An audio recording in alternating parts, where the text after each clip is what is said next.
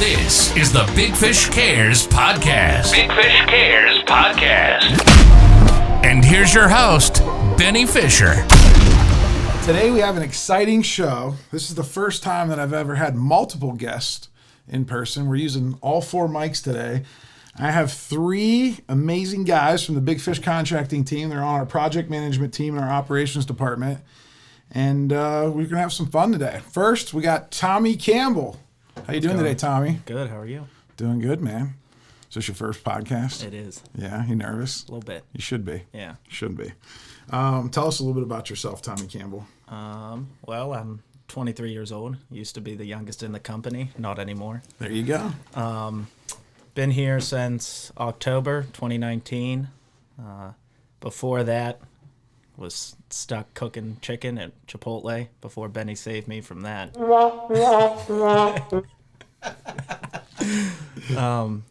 But yeah, that's pretty much my backstory on getting here. Tell me about your growing up. Where'd you grow up at? Pleasant Hills, 15 minutes from here. And born and raised there. And what'd you do in high school? Didn't you play sports? Yeah, I played football, basketball, and then junior and senior year started playing volleyball.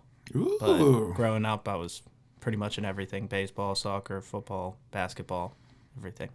I remember every time I hear the word volleyball, I think about that. Was it Wedding Crashers? When they're playing volleyball. Yeah. Meet the Fockers when they're playing in the pool. Meet the Fockers in the pool. That's what it was, right? Yeah, where he spikes it, breaks his nose. Yeah, that was good stuff.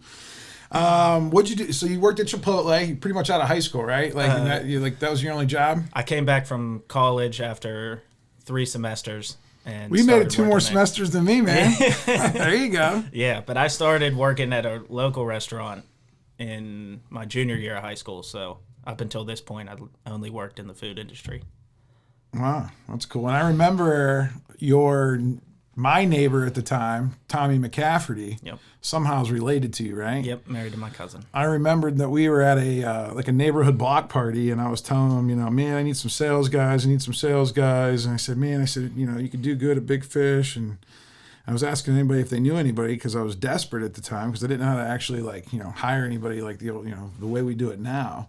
He was like, yeah, my cousin Tom. And I'm like, oh, cool, send him over. He's working at Chipotle. Oh, yeah, he'll be perfect. If you can make a burrito, you can manage a roof project. Yeah, and then we just threw you an iPad and said to start going selling. And then we switched to project management, so that's cool. All right, let's get to our next guest, Chad Wall. Chad, how you doing today, sir? Good. How are you doing, bud? Good. Is this your first podcast? It is. This is going to be cool. You're going to be famous now. Yeah. Either that or you're going to make me famous, one or the other. We'll get there together. There you go. Both work, right? Tell us a little bit about yourself, Chad.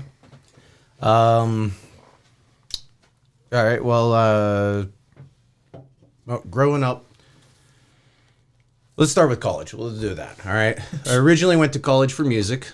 I played guitar since I was 8. Went to Belmont University for music performance and ended up coming home for family reasons. Was going to go get just general education credits at California University just to keep continuing the master's degree. Ended up switching my major a couple times. Then decided to basically just get out into the workforce. So I went and got a 2-year associate's degree from Triangle Tech for carpentry and construction technologies. Hold on a second. I'm like the guidance counselor. So you go to school to be a musician. Yeah. And then you come out wanting to do trades. Well, okay. Met a girl, fell in love, never went back to Nashville. There we go. Yeah.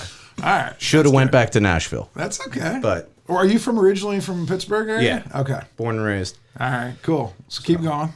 So ended up going to Triangle Tech for carpentry and construction technology. Graduated valedictorian from there with the overachiever. Overachiever always. I never do anything half. It's valedictorian, huh? Yeah. I mean, I think I graduated number 171 out of 450. What about you, Tommy? I was in the hundreds. Absolutely. My graduating class had 4 people. Well, there we go. Okay, now we're talking. So you were in the top 25%. Yeah. Bar wasn't set too. Still got the academic achievement award though, so that's I had to have my GPA over. How many people really were there? There 4 by the time it was done. It started off with a class of 22, and each semester it just kept dropping numbers. But so by the time everybody finished the degree, it was 4 left in my class. Just so all the young kids out there that are listening, you don't have to be the brightest bulb in the box to work at Big Fish. I'm just telling you. But we will take you if you're smart. Oh, yeah. I'm a dummy. If I can do it, you could do it. That's awesome. So you went from music to the trades. What'd you do at Triangle Tech? It was carpentry and construction technology. So Triangle Tech's actually an awesome school. Some of the people who go there might not be the brightest light bulbs in the box, but the school itself is great. It will teach you everything. Like, I could look at a set of blueprints, lay out a site, civic plans. I could go do the site work, excavate, pour the footers, do the foundation, any type of foundation, insulated concrete forms, cinder blocks, the new wall system that they put up in Brace. They go through everything, and they get you certifications that you'll never use. Like, I'm certified to use a type of concrete that's only used like at a certain equator line. You gotta be down in like Venezuela. Yeah. So there's this concrete for Pablo Escobar. Yeah. So there's a concrete called pervious cement, which it's like regular concrete, sand, gravel, and Portland cement. This is Portland cement and gravel, and it leaves the sand out, so it's porous and it drains water real fast. And they use it in like monsoon areas, so that way they can clear the roads for hydroplaning. Well, there was a building, I can't remember what the acronym stands for, but we called it the PIC building. It's up in Greensburg off of that road where OC Cluss is. And they were doing like an eating patio for their like employees. And they were building that, and they had Triangle Tech come out and do it. Well, that was pervious concrete. And the guy who was like pouring it was an instructor in it. So they got the entire like class certified in this concrete that I've never, ever, ever seen again. All right. So what'd you do after Triangle Tech? How old are you, by the way? I am 36. 36. So you're a little older than Tommy. Tommy, you're 22? 23. 23. Wow, you're getting old, man. I know, it sucks. Yeah, wow. Yeah. So you're 36. So what'd you do like after Triangle Tech? I went into the field and was a framing carpenter for a couple years and worked my way up from there. I went from carpenter to lead carpenter. Then they found out that I was good with numbers, so they got me into the estimation portion of it. Then from estimations, I used that experience to get an actual architectural estimator's job. You never pulled the guitar out? No, well, I mean, I was on the radio. Yeah. Oh, okay. We'll talk about that. That should be a separate podcast all by itself. Yeah. I feel like Chad Wall could have his own show. Yeah. He's one of the most interesting people I've ever met. There's no doubt about that. Yeah. So where do you live at now? You live right I live in here Bell Vernon. Bell Vernon now. Yeah. All right. Dan, let's go with you. Dan, introduce yourself. Dan Ogrosky. Dan Ogrosky. I grew up in West Mifflin. My family's from Hazelwood. My parents relocated there, so I grew up in West Mifflin. I also started out in the food industry, so I from high school all the way up until I was about 23. I got in the Carpenters Union at 23. I cooked at the Olive Garden for about 7 years, and then I got out of the food industry altogether. The one in Pleasant Hills. That's West right. Mifflin, right there, yeah. Yeah. So all you can eat soup and breadsticks and soup or something. Soup and salad. never ending Never- possible. There you Never ending go. possible. Didn't we have somebody from Olive Garden? Who was the other kid from TJ? Yeah, like he was an intern. Kyler. Yeah. Kyler was here. All right, Dan, go ahead. Keep Yeah, going. We're so- sidetracking. I got into the commercial carpentry union, and I did that for about 10 years. And while I was doing that, I dabbled in real estate a little bit. So I invested in some rental properties and flipped some houses. And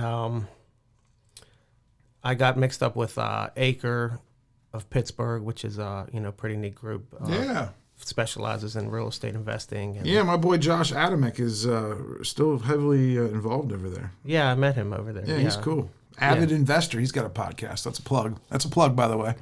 I'm starting to get good at this. So while I was in the union, I started doing work residentially on my own and built up a clientele. I eventually went out of the union and started my own residential contracting business. Mostly networked with investors, that I met through Acre. Stayed busy with that for quite some time, and then my most recent job before here at Big Fish was Chatham University. So they were actually one of my clients. So they called me about 6 years ago. One of their 2 carpenter positions was opening up.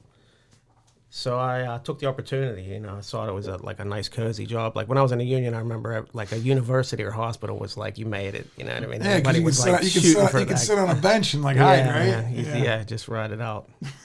I mean, it was So that was like seemed like a great opportunity at the time. But what I noticed, like after a few years, it was just I was slowly starting to decay on the inside. It was very unstimulating, and I just started slipping, you know, mentally.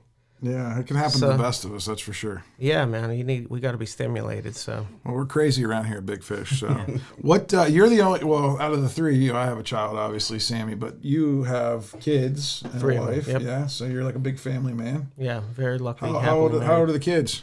My oldest is 17, Ryan Lee. She is a junior at Baldwin High School. She just started driving recently, so that changed our lives quite a bit.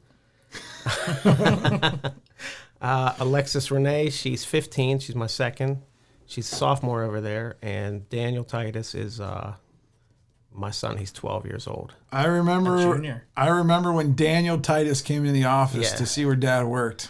That's right. He was in my office, and you know I have like the Michael Jordan jersey on the wall, and the Tom Brady for all you Pittsburgh fans. I have Tom Brady on my wall, and LeBron and Roberto Clemente, but. Little Daniel's in here, and me and him were just chatting because I think his dad was off doing something in the warehouse, and he looks over at my little refrigerator, and he goes, "You got that rich man water." I just, and it was a bottle of Fiji, right? I keep Fiji in there just because I feel like it looks cool, and it like, you know, if I ever have guests, you know what I mean? Like, I never expected the kid to say, "Oh, that's rich man water." I'm like, it's only like 50 cents more a bottle than the other stuff, but you know. He did not get that from me. I don't know where that came from. No, it was cool though, and I tell you what, kids are the best because they always ask the best questions, and I feel like I'm still a kid because I ask a million questions. And I think that's why me and Sammy get along so good because we just keep asking each other questions and we just question each other to death. So I love it when little Daniel came in. So he'll have to listen to this podcast because now he's got a little. Yeah, man. Oh yeah, he's a blast, dude. He's a talker for sure. He's socially fearless. That's good. He can talk to anybody about anything. There you go. So let's come full circle and let's talk about why you guys left what you were doing and why did you guys come to Big Fish? Like what prompted that? And you guys just go whenever, whoever wants to go, just go.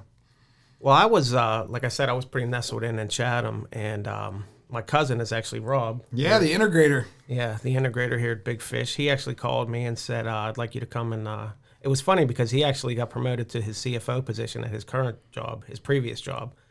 And when he told me he got promoted, he said, "There's a catch," and I congratulated him, and I said, "What's the catch?" He said, "Well, I told him I quit." And I was like, "What?" Yeah. So yeah, he said he was hanging that up to come and work at Big Fish. Yeah, which I thought he was a fool for doing, but he said, "There's another catch. I'd like you to come and talk to us." So. And I wasn't even looking for a job. I wasn't interested. I was slowly just settling in at my... Because you didn't really know that much about us. That's why I thought it was crazy. Not at all, to go from a big company to a small yeah. company, right? Like, because it looks, on the optics, I think his mom and dad even said the same thing. He was like, it's a step backwards, right? Yeah. And a lot of us times, in life, you can take one step back to hopefully go 3 steps forward. And I feel like that's what Rob decided to do. Oh, yeah, absolutely. Like some of you guys probably decided to do. So yeah. Fortune favors the brave. How was the interview process, Dan? Oh, man, I'll tell you, when I came in and sat down with you and Rob, I was, like, blown away. I was, like, it felt like a shot of adrenaline, honestly, like, just sitting talking with you guys. I remember going home and talking to my wife, and I was just like, hon, I think I want to do this. I mean, I feel like we gave him the Kool-Aid. It really did, man. It really did. It like got me all fired up. It was that video. I showed you that video that Tommy was in with his mustache. Yeah, that's what it was, man. I said, who is that guy with that mustache? Yeah, the 80s stash. Yeah. I want to be on that team. Yeah. Everybody does. So that's cool. What made you decide, like, I want to stop doing whatever I'm doing and I want to come join this crazy bunch of people? Well, I mean, I got laid off at the start of the COVID thing. So the company I was working for just completely shut down. And then, I was looking for jobs. I had a couple offers, and this one, I liked it right off the bat. Like, there were, you interviewed me, you sent me out with Hyson, and whenever I saw how things operated here, I was like, yeah, this is my niche right here. Tell us about that first interview. Do you remember the first interview? I remember it because it was our new format that we were doing. So we do a 2-part interview. So when applicants come in, Mallory, our executive assistant, kind of filters through all the resumes and kind of weeds. That's the first process. Then she gets whatever she thinks is doable, and then we book first round interviews. And those first round interviews are usually with me and her. And the only thing that we're talking about, we're not talking about really your past too much and what you did. We're talking about your core values, and we're talking about our 4 core values, which are, do you guys remember? Serve others, exceed expectations, do the right thing. Be enthusiastic. There you go. So that's the first round, and we do a panel interview because we're trying to hire so many people, and we know that everyone's not going to show up to the interview. We know that even the people that make it through the first round sometimes don't make it through the second round. So we try to schedule anywhere from 2 to 3 people up to 6 people at one time and kind of just do a round robin, almost like podcast style, and just go around and asking people different questions. So I remember you were on there with 2 other fellas. Yeah. And it was pretty entertaining. One guy was in the bathroom. Do you remember? Yeah. We were on the Zoom interview. One guy was in the bathroom. Panama Jack. Yeah, and then the other guy had one tooth and he just got done smoking 14 cigarettes because he was I gotta do this. I think he was smoking other things than cigarettes, but Yeah, so that's what we find out through Zoom. But Chad stuck out just like a bright and shining star, and I love the fact that you had experience. I know Home Depot got out of the contracting business. I know you really liked it there and enjoyed what you did. And similar process here, we just do it way better. Home Depot is really, really good to go buy stuff at, and the guys with the orange aprons will take good care of you. But having them come out to manage a job site, and you could talk a little bit about that. What's the differences between what we do here at Big Fish and the way these big box stores try to go out and subcontract and manage jobs? All right. Well, just to clarify, in case nobody knows this part of the background, I was the district installation manager for Southwestern Pennsylvania. Home Depot installed cells. So I was managing 170 jobs a month, just me, ordering, scheduling, the dumpster, everything. So my job was my job, Tori's job, Frank's job, and 2 other jobs because I had windows too, windows, gutters, and installation. Yeah, there's no way you could have done that as best as possible. No. Way overloaded. So at any given time, I would have 5 roofing jobs going, 3 siding jobs going, 6 window jobs going. And then if something were to happen, because issues come up on job sites, hey, there's rotted wood, we need wood here. I either had to pay the contractor to go get it, or I had to stop what I was doing and go get it too. So you had a desk job and you were out in the field? Yeah, there was a lot of times, during the day I would be in the field, and then at night, by the time I got home, I was just doing paperwork because I was so behind on my paperwork. So it got to the point to where my life was my job. So he's got a cushy job now at Big Fish. Oh yeah. He must have it's one job at a time, one customer at a time. One job at a time. I can focus, give my full attention to the person right in front of me. There you go. Give them a better experience. It's awesome. great. That's awesome. Tommy. Well, I think it was pretty obvious. Yeah, we talked about it a little bit, but well, the interview process was way different than these two. 3 years ago, man, it was hey, just follow me, right? It was you're hired. I think I hired you right on the spot, probably, right? I came in for an interview, and I remember the first question you asked me was, "Do you have any roofing experience?" I said, "No." You said, "Do you have any sales experience?" I said, "I worked in the school store at my high school. That's it." And I'm sitting there thinking in the back of my head, I go, "Oh, this is off to an awful start." But I just wanted to get away from food, Chipotle, as best I could. And we ended up, I think, talking for an hour and a half, 2 hours. Probably. Everything all over the spectrum. Probably, yeah. And that made me realize that this was a good place to work. You were a good guy to work for.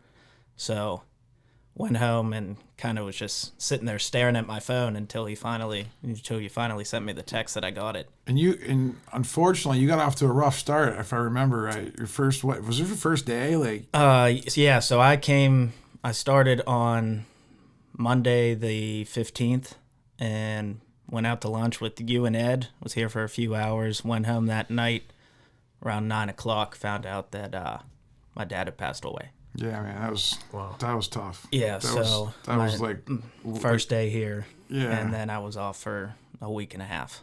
That's what we do. We take care of you, right? Yeah, so it was a rough start, but Seen a lot of growth We should since do then. Yeah, we should do a whole separate podcast, me and you, just talking about your journey through the sales experience, because you did sales for like a year. Yep. And then we flipped you into project management because we thought it would be a better fit. Man, Yeah. I tell you what, you're excelling pretty well. So let's get into the day of the job, what you guys do every single day. So you guys talk about, our process here at Big Fish Contracting Company is, when a customer calls in, they call in the office or they email through a website. And then, our customer service, Valerie right now is intaking all that. She assigns it to a project advisor who's like the salesperson. They go out, do an inspection, make sure that the customer really needs something done, make sure we're a good fit. And then they give them a quote, and then they sign up. We approve the job. They pick out the colors. It comes back into the office where Tori, our operations assistant and coordinator, she kind of schedules the job. She orders the job. And then on the day of the job, it comes to your guys' department. So let's talk a little bit about, let's talk about it from two angles. Let's talk about it from behind the scenes of what it's like behind the scenes. And let's talk about what it's like for the customer and the customer experience. Behind the scenes, we're trying to prep the customer for what's about to happen. So we contact them the day before with the welcome message. When we show up in the morning, I usually knock on the door. Hi, Mr. and Mrs. Johnson, Smith, whatever the last name is. I want to talk to you about your project. Is there anything around the property that we have to take special care of? Something that can't be moved, like a gas grill or something, without being disconnected? Or, what are your concern areas here? So that way I know and I can address that up front. And then I usually prep them for a little bit of the back end too, for what to expect. Like, hey, when you get a new roof, your shingles aren't going to be laying down flat right away. Why is that? Dan, do you know why that is? Yeah, they're just stiff, and they actually, as the sun beats on them, they call it baking down. So they tend to settle down, and they actually adhere to themselves, each layer, so that no water can penetrate. Yeah, the gravity. First of all, gravity, because these shingles, they're pretty heavy, right? I think it's like 250 pounds, 240 pounds, maybe. I don't know. They probably getting lighter. They're probably like 225 pounds a square now. Because I remember the old guys. I don't think any customers now refer to shingles by how much they weigh. But back in the old days, old guys, they'd be like, "What's the weight on them shingles?" I'm like, "I don't know, man. Dude, it's just like the standard shingle. It's the number one selling shingle in America, man. I don't know. I just buy it because it's the best." Yeah. But so when the gravity weighs them down a little bit, the sun heats up the shingle, and the shingle's all full of asphalt, right? And then it kind of and then there's a seal strip underneath, right? Yep. Mm-hmm. It heats that tar up that's underneath there, and then that's what forms a nice bond. How long does that usually take? I know in the summer, obviously, it's a lot quicker. This time of year, it just a couple days until that sunlight comes out, and it's really just dependent on the weather. Yeah. The temperature doesn't really have anything to do with it, right? It's all about the sunlight, Yeah. right? All about the sun. Yep. Color of the shingles helps too. The darker shingles still faster because they hold more heat. That's cool. So Dan, talk about after you greet the customer and kind of talk about the concerns. What are you guys doing next? Usually we pull up about 7 a.m. and it's like when the circus starts. It's like the crew's there. You got It's like the carnival. Yeah, it's like the Big Fish Carnival. It's all coming. the action. The bomb it's drops. Full steam ahead. Yeah. We need those runway markers. sure. The guys like dumpster here, material It's here. a beautiful dance with Air traffic chaos control. and order. Yeah, so tell us about what's happening in the morning, because the morning is where all the action is, right? Yeah. That is the Yeah. most. I love showing up to job sites in the morning. Tell us all the people that come and all the different stuff that's happening. Yeah, the crew shows up. We show up as project managers. The dumpster shows up and the materials show up all within probably an hour's time. Usually all right at 7 o'clock, if not earlier. Yeah. Have you ever seen that happen before? Oh, absolutely. I've showed up on a job. I'm talking about in your previous careers. Have you ever seen? Everything? No, the day of job, everything. Everything's so dialed in, right? Yeah, it's a fine oiled machine. Part of the reason we're able to do that is because of our amazing relationships with our vendors. So Beacon Roofing and Michael Brothers, we have such good relationships because you guys take good care of them. We obviously pay our bills on time. That's, to me, that's the easy part, right? Paying the bills. All on those time. guys are all amazing too. They Yeah. couldn't be more all helpful. their workers, all their drivers, because those guys are just like you. They're out in the front lines every single day. You guys are their customer, right? Mm-hmm. Talk to us about those three parts: the dumpster, the materials, and the crew coming. Yeah, it's just it's a juggle, man. I mean, ideally it's nice to meet the customer before anybody shows up. That's not always a perfect world. It's not always happening that way, but as quickly as you can get that initial walkthrough out of the way, the dumpster shows up, and then just the fine details you got to iron out before things get out of hand, and you can easily lose a grip on things. That it's happening so fast in the morning, but. Do you know there's companies out there right now that just send the work order to the crew and then just hope and pray that everything goes okay? Yeah. Like, do you know that that's how most companies do things in Pittsburgh? And they've been doing it like that. That's one of the reasons I started this company, is because I'm like, this is crazy. Like, all you have to do is show up, do what you say you're going to do, make sure the materials are right, make sure the dumpster comes and they put in the right spots so it's easy for the crew, right? The last thing the crew wants to do is have to deal with a big mess, right? Mm-hmm. Yeah. And that relationship, Tommy, talk about the relationship that you have with these guys, the crew, that they're out there every day working their butt off for you guys. I mean, yeah, they're great. I know Chad and Dan can both speak to this. Friends with all of them on Facebook, talking with them even after you get home from the job. You have to build a strong relationship with those guys. Comes with the territory. They're kind of walled off at first. Big thing that I've learned is working with them to gain the respect. Once you get a respect factor with them, makes things a whole heck of a lot easier. Whether it's moving shingles around for them, carrying stuff up the ladder for them, being on the roof, tossing shingles down to them, really anything that makes their life a little easier, because our job's easy compared to theirs. They're doing the hard part. Yeah, so they're doing all the heavy lifting. Yeah, anything we can do to kind of take some stress and ease their day goes a long way in their books. Awesome. What do you guys do? Talk to us about how you guys use Company Cam. I know we talked to, we put in our sales process, but talk to me about what Company Cam and what that app, how do you use it with the customer and the crew and the office? Oh, Company Cam, it's an incredible blessing. I'll tell you. It's great. It's unbelievably useful. I mean, for communication with the customer, with the home office here, any issues you have, like Company Cam's got all your answers. Tell us what it does. So Tommy. basically, I'll pull it up. Each job, each home has their own specific file.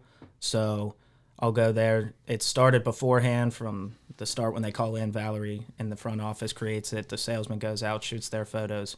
Day of job for us, it allows us to take photos of any damage, previous damage, cover us on the back end.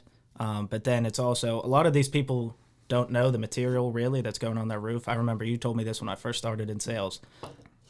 Not many people will buy a roof more than once in their life. They don't understand the process. They don't know the materials. It's not like buying a car that you do 20 times in your life. So being able to take these pictures on site up close, annotate them, it helps me personally on the back end when we're doing the job completion form, going through the checklist. I can say, Mr. Smith, here's your felt buster that I spoke to you about earlier. Here's your field shingles. Here's your starter strip. Here's your ridge vent, your cap shingles. And it gives them a visual instead of just trying to spew information out of my mouth. Well, and Chad, I don't know if you've had any experience with this, but back in the day when I was learning about roofing, there were guys that would go out and sell all the premium stuff, and then they pull the old bait and switch with the customer and then go buy all the cheap products. We only use GAF, high-end premium products, right? And there's even more premium GAF products that some customers choose to go with some of the even better materials. But talk to us about the importance of the difference between if you roofing tar paper, like the old school tar paper, versus if somebody bought deck armor, GAF deck armor, and talk about from a couple different angles. There's the pricing different angle, right? Mm-hmm. The bait and switch on that they're paying. If you said you're going to give them this and then you switch it for that. Then there's the quality of that stuff. Go ahead and tell us about the underlayments. Well, I mean, judging from Home Depot, the Home Depot had a thing they liked good, better, and best. So their good had 15-pound felt paper. Their better had 30-pound felt. You can rip. It's like construction paper, right? Yeah. And you can rip it. And then their best had the synthetic felt, but it was the lower quality synthetic felt. We're using Felt Buster, which is that's top of the line, right under deck armor, which you can get for an upgrade. We'll put that on there. But Felt Buster by itself is rated to protect your roof for 180 days without any shingles. So you could paper in a roof and walk away from it for 180 days and it won't leak. So that's one of the reasons why we're able to shingle in the winter, is because it doesn't matter how long those shingles take to seal. Your roof's protected. In the summertime, the sun's going to come out, beat it down, and seal it. We'll be fine. But you can't do that with 15-pound felt. 15-pound felt's only good for like 3 days. 30-pound felt's good for 2 weeks. And it rips, it crumbles, it breaks apart, doesn't seal. The felt paper that we're using now, the synthetic, it's like a tarp. Like, it just... Well, the cost, and again, too, like if a salesman's going in and selling a customer, oh, hey, we do the best, we do it just like Big Fish, we give all the premium products, and then they come in and do the bait and switch with the tar paper. I mean, we're talking like that contractor's picking up an extra $300-$500 sometimes in profit because he did a bait and switch move, and customers will never usually know because they're not getting up. They're not paying attention. They're not getting up there and ripping off shingles either to see what's underneath. And that's why when I created the Big Fish experience, like, I don't know, so many years ago, I'm like, man, we have to have, every customer has to have a project advisor to explain the process, pick out their options, because not all roofs are created equal. And then they also need a project manager as a team player to like take care of them on the day of the job and like actually watch all the details, right? And that's really at the essence of it, the Big Fish experience. There's lots of other stuff that goes into it, but we have obviously the office here. We have like, I don't know, 7 or 8 people that work in the office. So there's customer service is so high. It's such a high importance to us here at Big Fish. Because we want to make sure that customer always knows that we're here for them. We always come back, and we always do the right thing. Let's talk about middle of the day. Yeah, I think you guys did a great job of explaining kind of what the morning's like. Talk about the middle of the day when they get the roof torn off. What happens? What happens then? Time to run. Run for materials. So usually once they get the roof torn off, that's whenever you're looking at the decking and evaluating how good it is. Is it still solid? Is it still going to hold nails? Do we have to replace wood? If we have to replace wood, well, that needs to get done before we can do anything else. So that needs to happen quick. You need to get to the store, get the wood, get back, so that way they can put the decking down and then start doing the roof. Go ahead. That's one of the unique things I think at Big Fish is that like that's laid out ahead of time. Like we're prepping the customers. Not a lot of roofers, I don't think, are addressing decking at that, Well, some guys don't. Because it's a setback. Yeah, some guys don't address it because they want to skim over it. Yeah. Some guys don't address it just because they're afraid that, if they tell that, a customer's going to like not do business with them because then they're like always worried. Because we have a lot of customers that are worried about, oh man, we talk about the wood and they're like, well, what's the worst case scenario? Well, the worst case scenario is your whole roof. But let's talk real numbers. And I want to go around the horn on this. Out of 10 jobs, how many people need even like one sheet of wood replaced, would you say? Out of 10 jobs. I would say 8 or 9. Yeah. At least, if not all of them. So there's at least one sheet of wood. One usually sheet of plank plywood, wood. one sheet. Yeah, you always find a couple something. of 1-bys. It's usually under 50 feet. So how many customers are over because we give 5 sheets, right? It's included in our price because we kind of already know this, right? We kind of already know that most customers are pretty much going to fall in the 1 to 5, right? So we just include it in the price. We already know that we're going to have to go get the wood. We include the little bit of wood in there for the customer to make it, so that way there's no change orders. How often, though, does it go above that? Because that's what most customers are afraid of. I don't think it happens that often, right? Once out of every 15, 20 jobs, maybe? I was going to say 2. Yeah. 2 out of 10, 2 out of 20? 2 out of 10? 2 out of 10 to 15-ish in that All right, range. so you're saying it's not often. 15%, 10 to 15%. Yeah, it's not often. It's really uncommon. Okay. And a lot of times, too, you can tell them how old the house is, right? If the house is over like 60, 70 years old, you're going to have an increase. There's a better chance, right? If the house is, post 1960, the newer style and stuff like that, there's usually not as much. And depending on, if the people took care of their house, if there's always been people living in there, like we can kind of gauge and guide a customer down that path, right? It's also easier on the sales side of things. If they're they're doing their attic inspections like that, you can prep the customer from the start. If Mark pops his head up into the attic and can see anything like that, makes our job easier, and it's gives the customer an expectation of what's going to happen already. Proper planning prevents piss poor performance, right? I feel like, and I know Rob, our integrator, has always been talking about your guys' main job is to do what? Anticipate problems, right? Yep. If you fail to plan, you plan to fail. Yeah. There you go. Put that on a T-shirt. Yeah. I think that's already saying. Yeah, that's somebody says that. So what is those conversations like? What happens after you inspect the deck? Like, you guys are working with the crew. Someone talk to us about that process. Let's say, I don't know, just talk to us about the process, like an average job.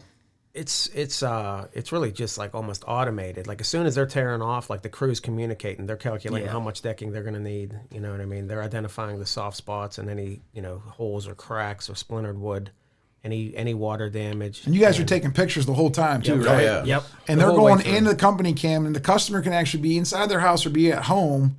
Click on that link and just see pictures just keep popping up, right? Mm-hmm. Yep. And you guys are text messaging back and forth with clients, I'm assuming? One of the things I always get is like, do I have to be there for the job? And we'll tell them, well, you don't have to be there. With this company cam app, that's the beauty of it, is like they're watching the roof happen in live stream. So any questions they might have about any particular issue or any phase of it, they can call or text us at any time. And we're able to like communicate based on, it's real time. I mean, the process behind this daily operation, the fact that we can pull this off, and almost every job takes a day from start to finish. And the process behind preparing for that day there's a lot that goes into it. Well, and that's the thing. We can execute that's the thing where like a lot of customers will say, when I remember this from when I was in sales, they're like, well, we know that there's this, this other guy that's selling GAF shingles, and he's using company cam, and you're $1,000 more. Well, why is that? And I'm thinking like, well, just because they're using GAF and company, two great, awesome American companies, but the technology and the product's not enough. It's the people behind the technology, right?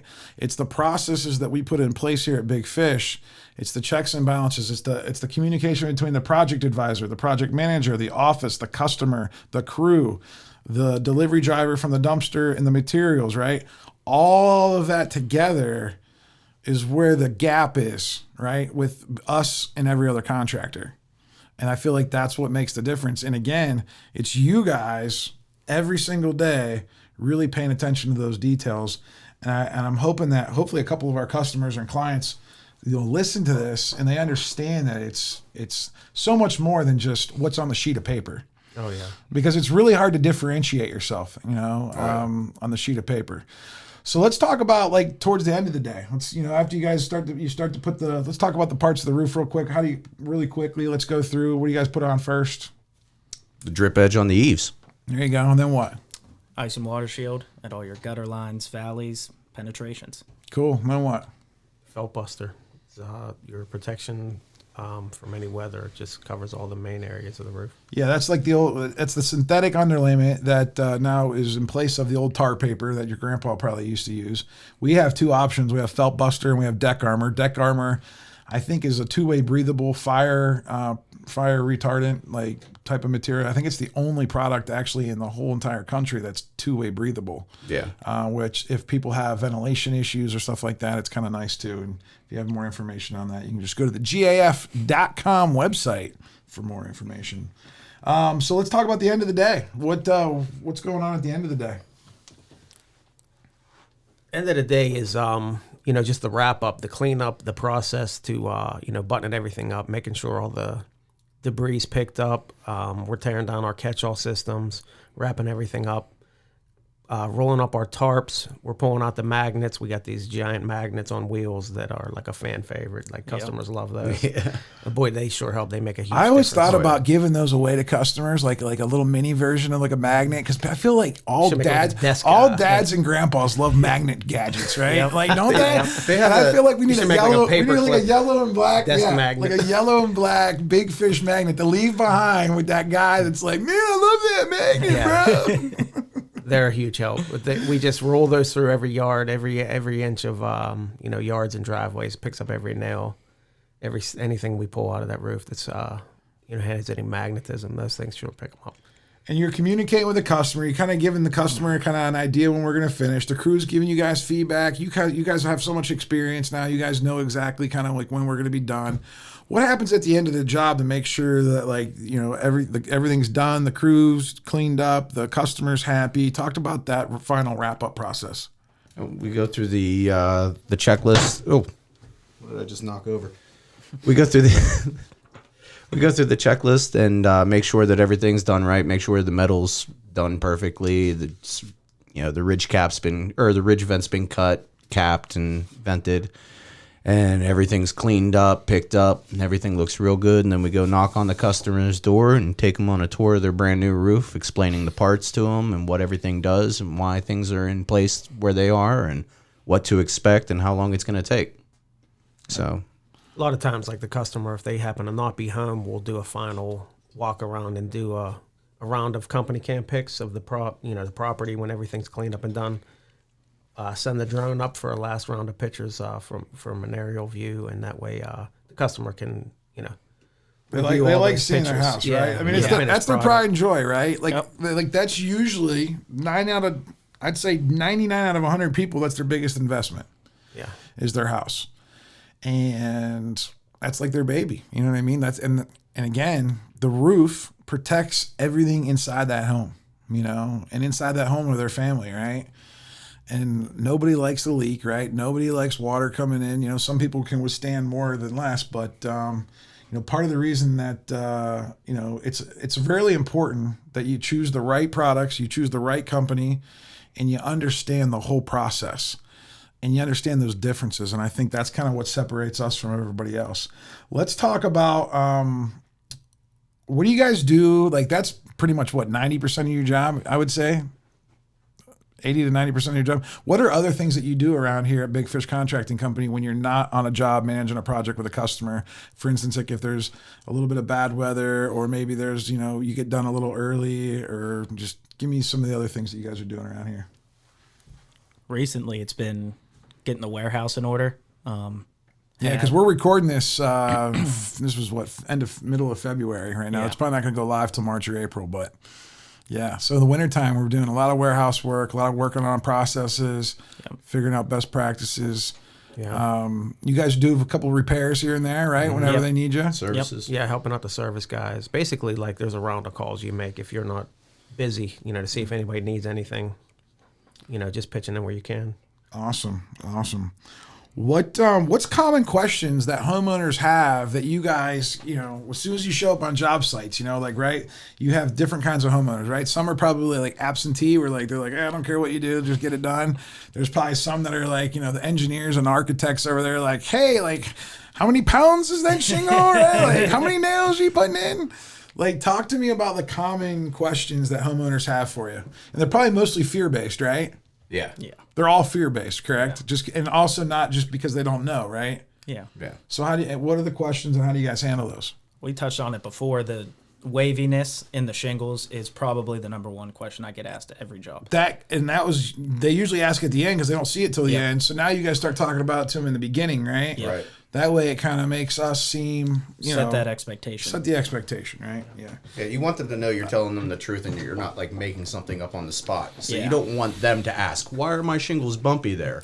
And because we've been in the roofing business, we take it for granted because we just see it every single day. Yeah. Right? Like, and it's like, that's the biggest problem that I learned over the last 10 years in the business is once I started to understand how everything worked, like I would get tired of repeating myself all the time. And I didn't realize, like, that's the first time this customer's ever going to hear it. So, like, but, as humans, like, I'm like, man, I just said that yesterday. I just said that today. And it's like you feel like you're a broken record, but it's a different person. So, like, we have to be intentional about making sure that we run through the whole process the right way every single time. Don't skip steps, right? Because as soon as you do, what happens? Lots of problems. Yep. Yeah. And that's kind of what other questions do customers have, or what other problems, or like what are they worried about? Nails. Talk about nails. Previous leaks. Talk about nails. Well, I mean, What are they worried about?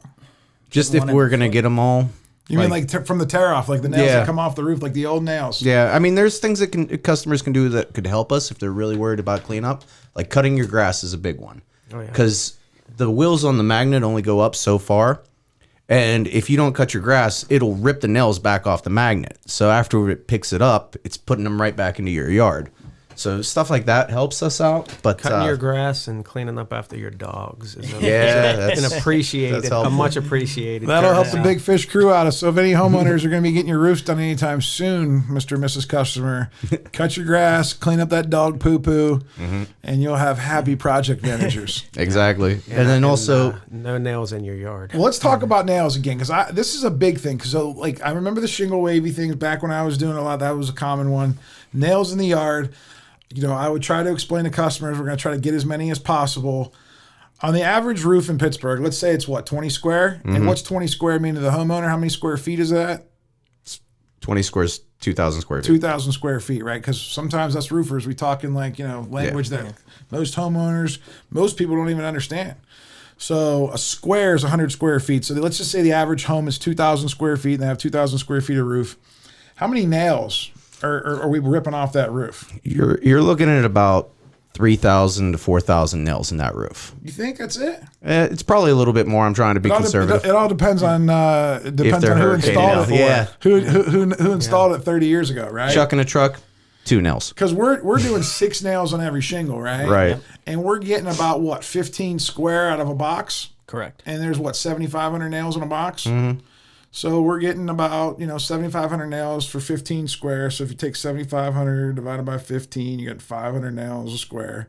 So 20 square would be like 10,000 nails. Yeah. So that's if they put 6 nails. But most roofers only put 3 or 4, maybe two nails back in the day. So let's just call it 5,000 to 10,000. So that's what I use big numbers with customers. Yeah. And I always tell customers, hey, we're going to rip off 5,000 or 10,000 nails off your roof. Mm-hmm. That's a lot of freaking nails, right? Even if we get 99.9% of them. How many are going to be left? How many? Let's use 10,000. At least 100. 100 nails, right? Which is a lot of nails. Which is still a lot of nails to the homeowner, right? Because when they send you that text message with a scoop, I found 15 nails in my yard. They line it up on the table. I've seen some. Yeah, and it's usually the ones that are a little bit more old school, right? They're very particular. I love those customers because they know what they want. Mm-hmm. You just have to do a better job at setting the expectation and realize, man, 10,000 nails came off here. If I tell you we're going to get 99.9, we're going to high five, right? You're going to be thrilled. Get that buy-in early, right? So as long as you don't catch 100 nails, show me 100 nails. The coffee can rule. If it doesn't fill up a coffee can, we did a good job. Yeah, so that's a good one, man. Is there anything else that you guys think of that's a common, question that homeowners have or something they're worried about? I just feel I think purchasing a roof is probably one of the last things anybody wants to spend money on. It's not the sexy purchase. Including me. Well, unless you use black charcoal and you have a nice steep roof and you're really trying to sex up the front of your house. Most people never look up until there's water coming through the ceiling. Nobody looks at their roof until they get a new one or there's a leak. Yeah, because as soon as they get a new roof, oh man, they notice that window is messed up. There's a little scuff on my siding. Yeah. You guys must have did that, right? Yeah. Mm-hmm. Tommy, that's where company cam comes back in. I took this picture this morning. It was there. And hopefully the salesman did a good job taking pictures 3-4 weeks before, right? Yep. So that way we can tell the story.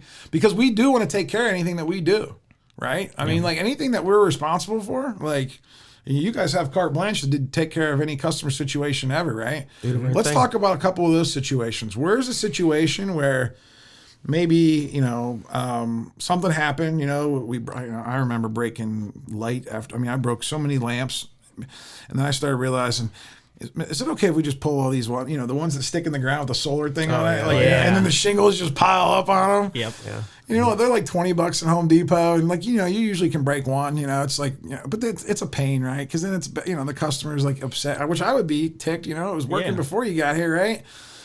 I always, sometimes back in my early days, I would tell the customer, well, listen, whether you paid us or you did it yourself, that could still happen, right? It's still it's just part of. There's no way to do roofing in a clean way. Yeah, there's no way to get a helicopter and have the nets up, right? And, you probably could, but you'd be behind those big kind of commercial contractors that come in and cost you, those union guys that come in and charge you $200,000 to do a $12,000 job. Yeah. Yeah. I can tell you one story. We did a terracotta tear off, and I got a call about a week later from the homeowner, and they said, our attic is destroyed. with like debris and like dust. Dust. And literally everything in their attic, their Christmas decorations, you know, all their old, like whatever they stored in the attic. Because the ridge vent is open, right? And then Yeah. and then debris and dust falls through, right? Yeah, and then the decking, you know, the gaps in the decking board. Oh, the old houses. Yeah, you think of how old that terracotta Skip is, decking. and you're just Right. What'd So, you do? I mean, I actually spent probably the better part of 2 days with a shop vac yep. and masks, just sweating up there, just cleaning and detailing everything in that attic.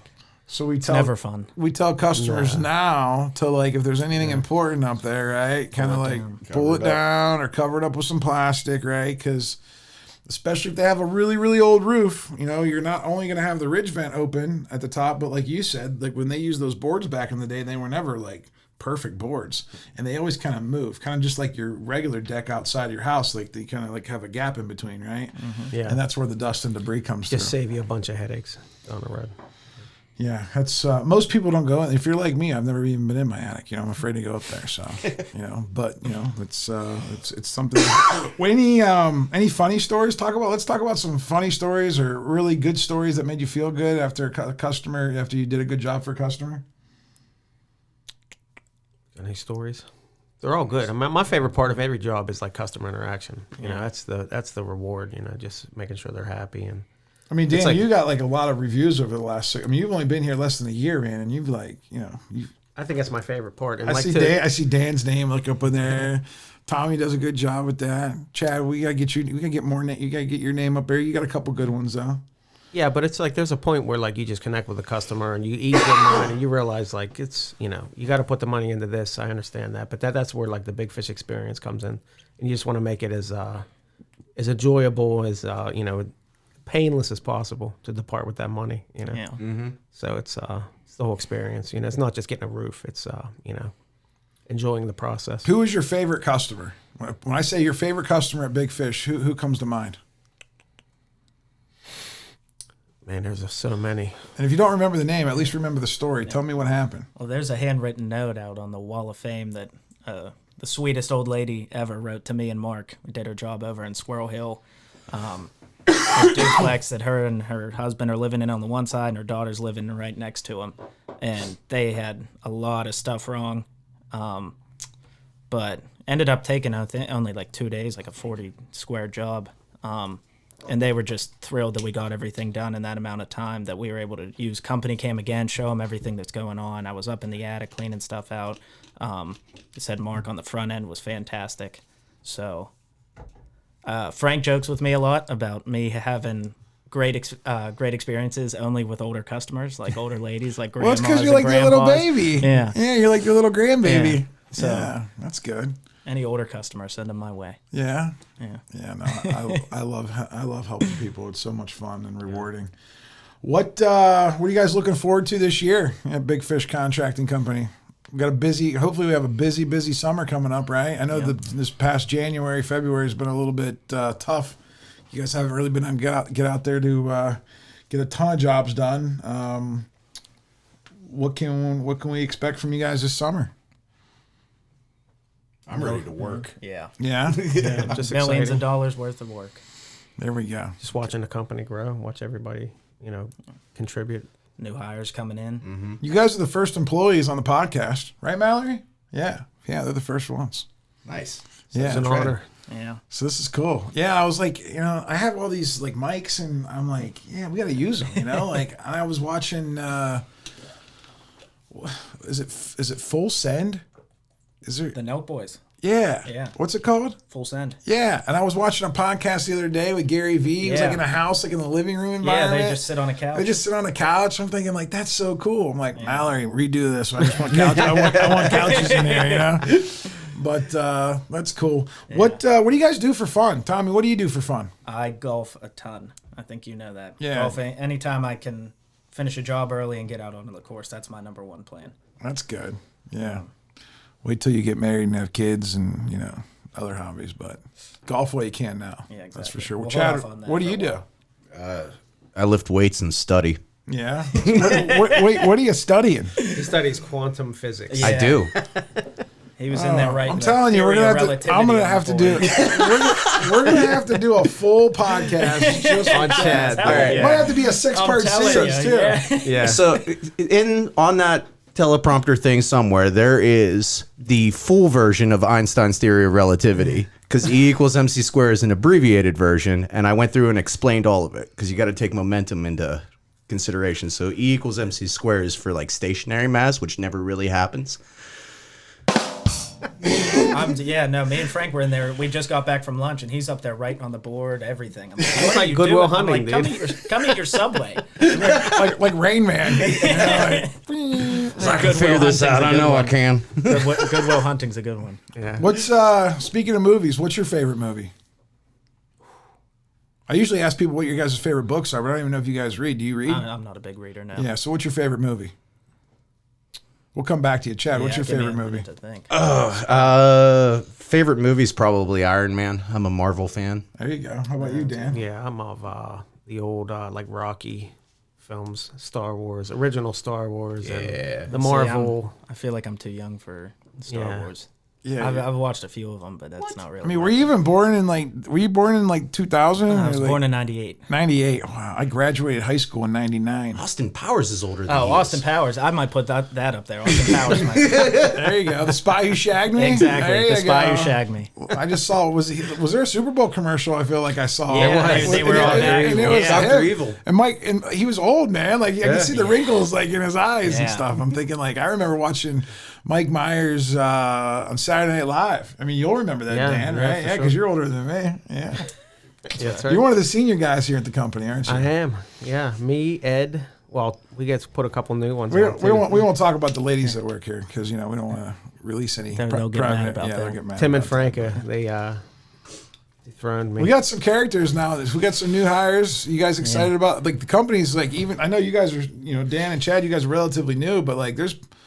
I mean, we've added even like 4 or 5, 6 other people since you guys started, huh? Things are happening fast. Yeah. We're growing. Yeah. What's the best way to you guys on social media at all? If the fans want to get more action, what do you do, Tommy? Are you? I mean, I'm on social media. I'm not a huge user of it. You don't really use it. Yeah, the girls were chasing you down, so you had to shut it off, probably, right? It was just overwhelming. You single? You got a constant girlfriend? DMs. No, I'm single. Single? I had a girlfriend for 6 years. He's out. He's in the market, ladies. Tommy Campbell, Tommy Big Fish. Dreamer. Yeah, you can just put a website request in through the website and just say, I want Tommy to come to my job site. We don't want a roof. We want Tommy.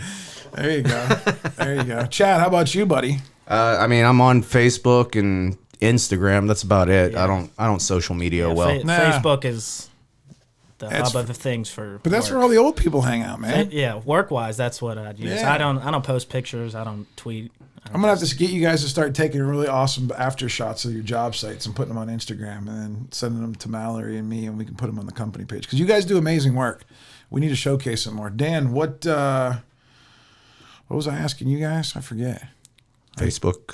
Social media. Same. You're Facebook back and, on a little bit, right? Yeah, I'm dabbling again. Facebook and Instagram. It's important, I feel like you can. There's a lot of contractors in Pittsburgh that are really good, but nobody knows about them. Yeah. They're like little hidden gems, and they're everywhere, and I know them all. And I keep telling them, I'm like, man, if you just took some pictures and posted that stuff, man, you never have to really, ever worry about work ever again. Yeah. But it's a hard thing. So we're gonna wrap up. I really appreciate you guys being on. Was this fun? Yeah. Oh, yeah. Blast. You guys want to do it again sometime, maybe? Absolutely. Yeah, I mean, I'm gonna try to shoot an episode every single week for the rest of my life. We'll see how it goes, but Maybe we'll get in here when the couches are in here. Yeah. We'll be back on with the. Well, when big we keep growing the sectional- company and we get a big office somewhere, like off the Parkway or off 79, we'll get like the top floor or something, all glass, Maybe not. We want to save customers money, so we're going to keep it frugal around here. All right. Well, that's it. I appreciate you guys having on. And again, if you guys love this podcast, you guys are getting any value out of that subscribe button, we really appreciate it. If you could leave a 5-star review in the comments on the podcast, I'd really appreciate it. We're just getting started with this thing. And we'll see you guys next week. Thank you for listening to the Big Fish Cares podcast.